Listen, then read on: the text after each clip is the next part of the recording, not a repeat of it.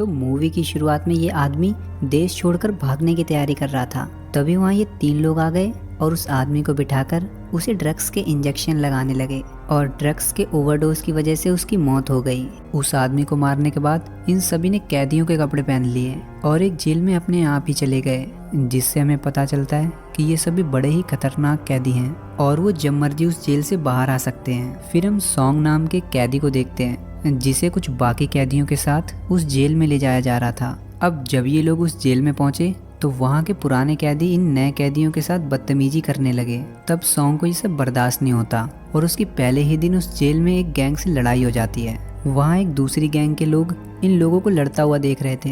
असल में ये वाली गैंग इस जेल की सबसे खतरनाक गैंग है। फिर उसी रात उस गैंग के लड़कों ने सॉन्ग को पकड़कर उल्टा लटका दिया और उसे बहुत मारा। वो सॉन्ग से कहने लगे कि इस जेल में रहना है तो हमारे आगे झुक के रहना पड़ेगा। फिर यहाँ इस गैंग के लीडर चैंग ने तो हद ही पार कर दी। उसने सॉन्ग के मुंह पर ही मूत्र विसर्जन कर दिया। तब सॉन्ग कुछ बड़बड़ाने लगा और जब चैंग ने उसका मुंह खोला तो सॉन्ग ने चैंग का कान कच्चा चबा लिया। अब सॉन्ग ने पहले ही दिन आकर नॉनवेज खाना शुरू कर दिया, इसलिए वहाँ के वार्डन ने उसे बुलाया। वहाँ सॉन्ग ने वार्डन से कहा कि ये लोग तो मुझे एक दिन में कच्चा चबा जाएंगे, इसलिए मुझे दूसरे सेल में डाल दो। लेकिन वार्डन ने उसकी बात नहीं मानी। फिर वहाँ का चीफ सॉन्ग को उसी सेल में डालने के लिए ले गया। तभी यहाँ ये गैंग नंबर 2 के लड़के आ गए। वो पहले वाली गैंग तो कम खतरनाक थी, तब उन्होंने सॉन्ग को इतना मारा, लेकिन ये तो बड़े ही खतरनाक हैं। अब ये पता नहीं सॉन्ग के साथ क्या क्या करेंगे। फिर वो लोग सॉन्ग को पकड़कर अपने साथ ले गए। हैरानी की बात तो ये थी कि ये सब कुछ चीफ की आंखों के सामने हो रहा था, लेकिन उसने सॉन्ग को नहीं बचाया,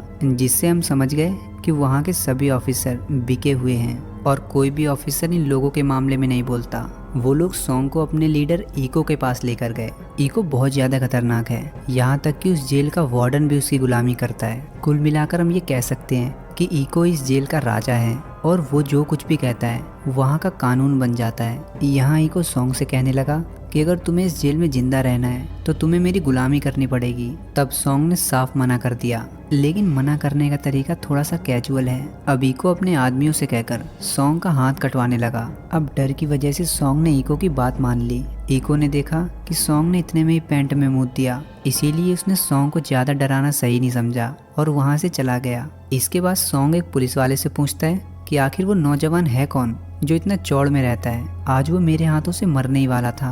तब वो पुलिस वाला उसे बताने लगा कि इको ही इस जेल का गॉडफादर है। ये कहने के लिए तो सिर्फ एक जेल है, लेकिन इको के लिए ये 5 स्टार होटल से कम नहीं है। वो जो चाहे यहाँ कर सकता है। और हाँ, तुम सेल नंबर 8 के पास कभी मत जाना, वहाँ उसके आदमी रहते हैं। फिर जब सॉन्ग धूप सेकने के लिए बाहर आया तब वहाँ उसे उसका पुराना खबरी गेसिक मिल गया, जो सॉन्ग से पूछता है कि तुम यहाँ कैसे आए, तुम तो पुलिस में थे। तभी चैंग फिर से वहाँ आ गया और सॉन्ग को परेशान करने लगा। वो सॉन्ग से कहने लगा कि आज की रात तेरी आखिरी रात होगी। अब सॉन्ग इससे पहले उसे सुअर बनाता। वहाँ इको की एंट्री हो गई। इको और चैंग की आपस में नहीं बनती थी। वहाँ इको ने चैंग से कहा कि मैं तो तुम्हें गुंडा समझता था, लेकिन तू ये क्या बचकानी हरकतें कर रहा है। इको ने उन दोनों से कहा कि रोज रोज की लड़ाई से अच्छा है तुम आज दोनों अपना फैसला कर ही लो।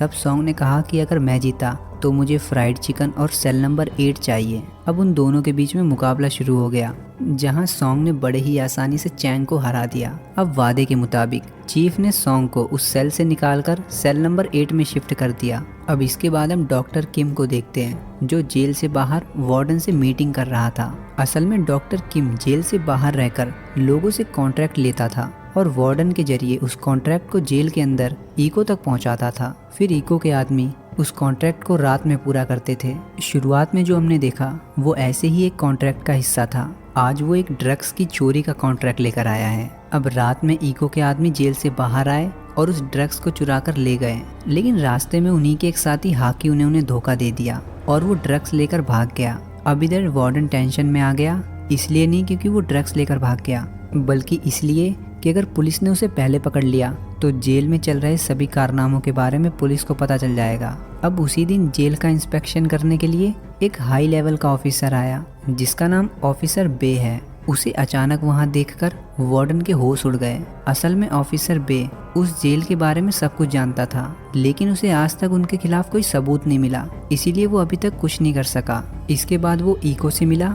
वहाँ इको अपने फुल एटीट्यूड में था। तब ऑफिसर बे ने उसे नजरें झुकाने के लिए कहा। लेकिन ईको तो अब और ज़्यादा चौड़ा होने लगा, इसलिए उन दोनों के बीच लड़ाई शुरू हो गई, जहां ईको तो मन ही मन बे को जान से मारने की सोचने लगा। अब बात ज़्यादा ना बिगड़ जाए, इसलिए सॉन्ग बीच में बोल पड़ा। उसने बे से कहा कि आखिर तुम हम कैदियों को समझते क्या हो, आखिर हमें भी तो अपनी मर्जी से जीने का हक है।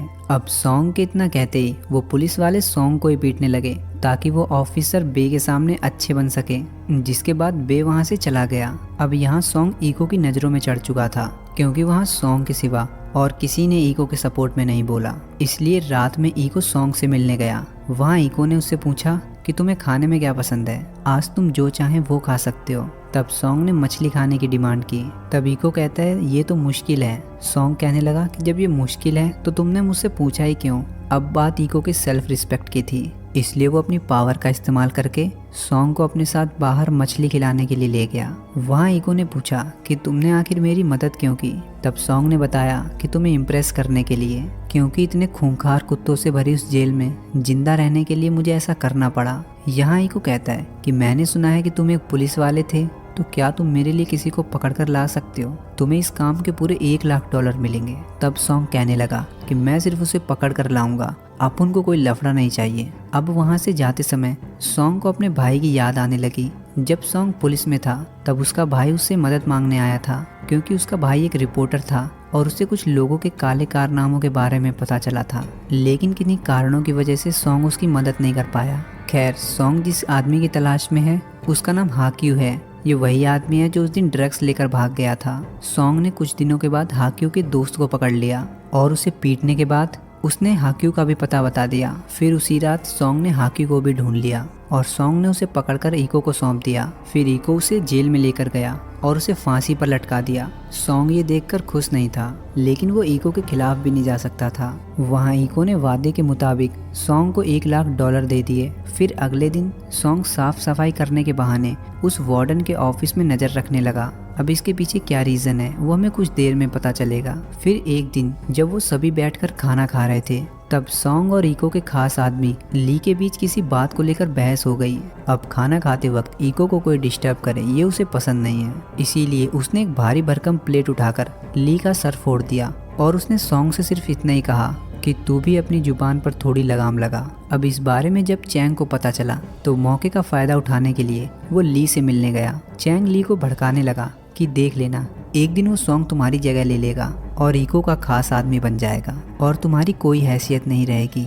अब धीरे धीरे चैंग पॉइंट पर आ गया। उसने कहा कि क्यों ना तुम ईको को मारने में मेरा साथ दो, तुम्हें कुछ नहीं करना, जो करूँगा मैं करूँगा, तुम्हें सिर्फ शांत रहना है। लेकिन ली ईको का वफादार था, इसलिए वो चैंग की बातों को अनसुना करके वहाँ से चला गया। इधर जब सॉन्ग को मौका मिला तो वो वार्डन के ऑफिस में चला गया और छानबीन करने लगा। वहाँ सॉन्ग को कुछ रिकॉर्डिंग्स मिली, जिसमें से एक रिकॉर्डिंग उसके भाई की थी। उस रिकॉर्डिंग में डॉक्टर किम वार्डन से कह रहा था कि एक रिपोर्टर हमारे बारे में सब जानता है और वो खुलासा करने वाला है, तुम जल्द से जल्द ये बात ईको तक पहुंचा दो। अब ये देखने के बाद हमें पता चला कि सॉन्ग इस जेल में अपने भाई के काम को पूरा करने के लिए आया है। सॉन्ग इस रिकॉर्डिंग को सुन ही रहा था कि तभी वार्डन वहाँ आ गया। वार्डन को सॉन्ग पर शक होता, इससे पहले ही एक ऑफिसर वहाँ आया और उसने वार्डन से कहा कि इसे मैंने ही यहाँ साफ सफाई के लिए भेजा था। तभी ये ऑफिसर सॉन्ग को अपने साथ ले गया और उसे कोने में ले जाकर कहने लगा कि मैं तुम्हें कई दिनों से देख रहा हूँ, तुम्हें जब भी मौका मिलता है तुम उस रूम में चले जाते हो, आखिर करते क्या हो तुम। अब जब उस ऑफिसर ने सॉन्ग की तलाशी ली तो उसे सॉन्ग के पास से एक पैसों की गड्डी मिली। तब वो समझ गया कि सॉन्ग उस कमरे में पैसे चुराने जाता है। तब ये ऑफिसर बोला कि पैसे चुराने में मैं तुम्हारी मदद करूंगा, लेकिन तुम जितने भी पैसे चुराओगे उसमें से आधे मुझे दोगे। अब अगले दिन डॉक्टर किम जेल में ईको से मिलने आया। वो किसी ड्रग्स के लेन देन के सिलसिले में वहाँ आया था। जब ये लोग इस कमरे में अकेले बतिया रहे थे तब ली ने वहाँ के सभी दरवाजों को बाहर से बंद कर दिया। तभी वहाँ चैंग अपने आदमियों के साथ पहुँचा और उसने ली को मारकर बेहोश कर दिया ताकि किसी को शक ना हो कि ली उसके साथ मिला हुआ था। अब यहाँ अकेले होने के बाद भी ईको उन लोगों से नहीं डरा, बल्कि उसने एक को पकड़कर उसकी बड़े ही बेरहमी से आंख निकाल ली। अब ये देखने के बाद चैंग घुटनों पर बैठ गया और उससे माफ़ी मांगने लगा, गलती से मिस्टेक हो गया भाई। अब ईको ने भी उसे बच्चा समझकर माफ़ कर दिया, लेकिन ईको जैसे ही पीछे मुड़ा चैंग ने उसे पीछे से चाकू मार दिया। तभी वहाँ सॉन्ग उड़ता हुआ आया और एक एक करके वहाँ सभी को मारने लगा। फिर कुछ देर में वहाँ वार्डन भी आ गया, जिसने वहाँ बीच बचाव किया और कहने लगा कि इन्हें जरा सी भी छूट क्या दे दो, ये तो सर पर ही चढ़ जाते हैं। लेकिन चैंग को अभी भी खुजली मच रही थी। उसने जाते जाते सॉन्ग पर पीछे से हमला कर दिया, जिससे सॉन्ग वहीं पर बेहोश हो गया। अब हम पास्ट का सीन देखते हैं जहाँ सॉन्ग के भाई की मौत हो गई है। वहाँ सॉन्ग का साथी जियोंग उससे कहता है कि मुझे नहीं लगता कि ये एक्सीडेंट था, मुझे तो लगता है उसे मारा गया है। जिससे सॉन्ग समझ गया कि उसे उन लोगों ने ही मारा है जिन लोगों के खिलाफ उसका भाई खुलासा करने वाला था, और वो जो कोई भी है उस जेल से ही जुड़े हुए हैं। अब ये बताने के लिए सॉन्ग कमिश्नर के पास गया। तब कमिश्नर ने उससे कहा कि हम ऐसे ही किसी को बिना सबूतों के नहीं पकड़ सकते, और उन्हें तो बिल्कुल भी नहीं जो पहले से ही जेल में हैं। तब सॉन्ग ने कहा कि मुझे उस जेल में भेजो, क्योंकि अंदर जाकर ही पता चलेगा कि वो लोग आखिर काम कैसे करते हैं। खैर, इसके बाद चैंग को दूसरी जेल में शिफ्ट करने के लिए ले जाया गया, लेकिन चीफ ने उसे बीच रास्ते में ही उतार दिया। तब पीछे से एक कार ने आकर चैंग को उड़ा दिया। ये इको से पंगा लेने की सजा चैंग को मिली है।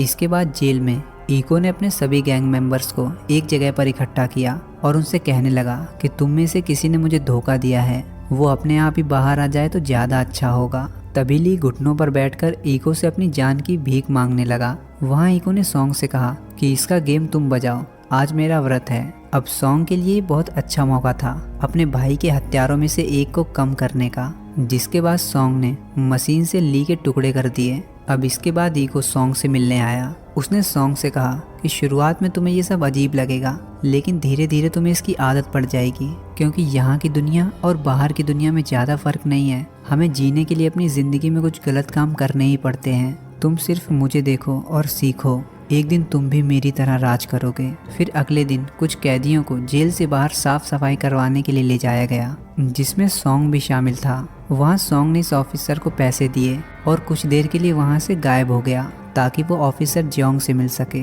उसने जियोंग को रिकॉर्डिंग देकर कहा कि इसमें इको के खिलाफ सारे सबूत हैं। तब जियोंग ने कहा कि अगर तुम इस जेल में ज़्यादा दिनों तक रहोगे तो तुम्हारी मुसीबतें बढ़ सकती हैं, लेकिन सॉन्ग किसी भी कीमत पर अपने भाई को इंसाफ दिलाना चाहता है। अब इधर वार्डन इको से मिला। उसने बताया कि ऑफिसर बे हमारे बारे में सब जानता है और उसने मेरी नाक में दम कर दिया है, इसलिए मैं तुम्हारी और मदद नहीं कर सकता। मैं तुम्हें इस जेल से आज़ाद कर रहा हूँ और बाहर जाकर तुम कुछ भी कर सकते हो। अब इको को गुस्सा आ गया। उसने वार्डन से कहा कि तुझे मैंने ही यहाँ का वार्डन बनाया है, और अगर दोबारा मुझे इस जेल से निकालने की बात की तो मैं तेरी फैमिली की ज़िंदगी को नर्क बना दूंगा। अब इसके बाद इको ऑफिसर बे का काम तमाम करने के लिए अपने कुछ लड़कों के साथ जेल से बाहर गया। सॉन्ग भी इन सब में शामिल है। ये सॉन्ग के लिए काफ़ी अच्छा मौका था इको को रंगे हाथों पकड़ने का। सॉन्ग ने पहले ही जियोंग से कह दिया कि तुम डॉक्टर किम पर नज़र रखना, और जब भी मुझे मौका मिलेगा मैं तुम्हें फ़ोन करके सब बता दूंगा। इसलिए जब सॉन्ग को मौका मिला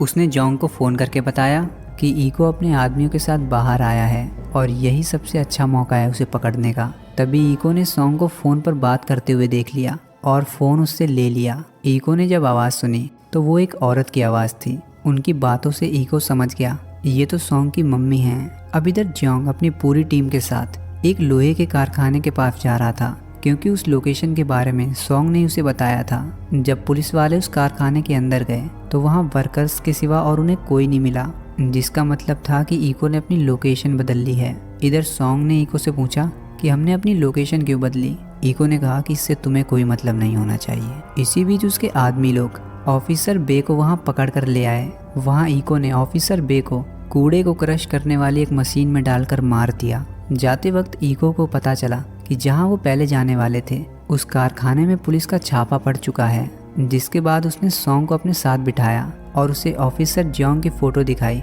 और पूछा कि क्या तुम उसे जानते हो, इसी ने उस कारखाने में छापा मारा था और मुझे लगता है कि यहाँ का कोई आदमी उससे मिला हुआ है। तब सॉन्ग ने कहा कि मैं इसे नहीं जानता। अब हम देखते हैं कि इको ने जियोंग को पकड़ लिया है और उसने फ़ोन पर अपने आदमी को ऑर्डर दिया कि वो जियोंग को जान से मार दे। जियोंग के तड़पने की आवाज़ इको सॉन्ग को भी सुनाने लगा। तब सॉन्ग को आखिर में बोलना ही पड़ा कि इसमें उसकी कोई गलती नहीं है, तुम प्लीज़ उसे जाने दो। इधर जब वार्डन को पता चला कि इको ने ऑफिसर बे को मार दिया है तो उसे बहुत गुस्सा आया। अब वो इको के खिलाफ हो चुका था और उसे मारने के लिए जाता है, लेकिन जब वो इको के पास पहुंचा तब उसकी बोलती बंद हो गई। लेकिन बेचारे ने जैसे तैसे उस पर गन पॉइंट की। तब इको ने उल्टा उसी को ही मार दिया और चीफ से कहा कि आज से तुम वार्डन बन गए। इसके बाद वो लोग सॉन्ग को फांसी पर लटकाने लगे, लेकिन उन लोगों में से एक का दिल काफ़ी अच्छा था उसने सॉन्ग को बचाने के लिए लाइट ऑफ कर दी और सॉन्ग वहाँ से भाग गया। जिसके बाद वो अपने खबरी गेसिक के पास पहुंचा और उससे कहने लगा कि मुझे तुम्हारी मदद चाहिए। फिर इन दोनों ने मिलकर उस जेल में आग लगानी शुरू कर दी। यहाँ तक कि सॉन्ग ने एक बिल्डिंग को गैस सिलेंडर से उड़ा दिया। अब जेल में इतनी बड़ी आग लगने की वजह से पुलिस वालों को वहां आने का मौका मिल गया। इसके बाद वहां सभी लोग आग बुझाने लगे और इसी बीच सॉन्ग वहां गन लेकर आ गया और इको पर फेक फायरिंग करके उसे फाइट के लिए चैलेंज करने लगा, क्योंकि वो उसे इतनी आसान मौत नहीं देना चाहता। जिसके बाद इको भी तैयार होकर उसके पास चला गया। अब यहाँ इन दोनों के बीच काफी तगड़ी फाइट होने लगी। इनकी ये फाइट चली रही थी कि तभी वहाँ पुलिस भी पहुँच गई और पुलिस वाले इको को सरेंडर करने के लिए कहने लगे। तब स्क्रिप्ट के हिसाब से सॉन्ग इको को मारने ही वाला था कि तभी कमिश्नर ने उसे ऐसा करने के लिए मना किया और उसे रोक लिया। मौका देखते ही इको ने पास में पड़े कांच से सॉन्ग पर हमला कर दिया और वो उसे जान से ही मारने वाला था कि तभी वहां खड़े सभी पुलिस वालों ने उसे अपने निशाने पर ले लिया और जैसे ही वो सॉन्ग को मारने को हुआ तभी सभी ने उसे गोलियों से छेद दिया। जिसके बाद वहां के सभी कैदियों को असली जेल में भेजा गया।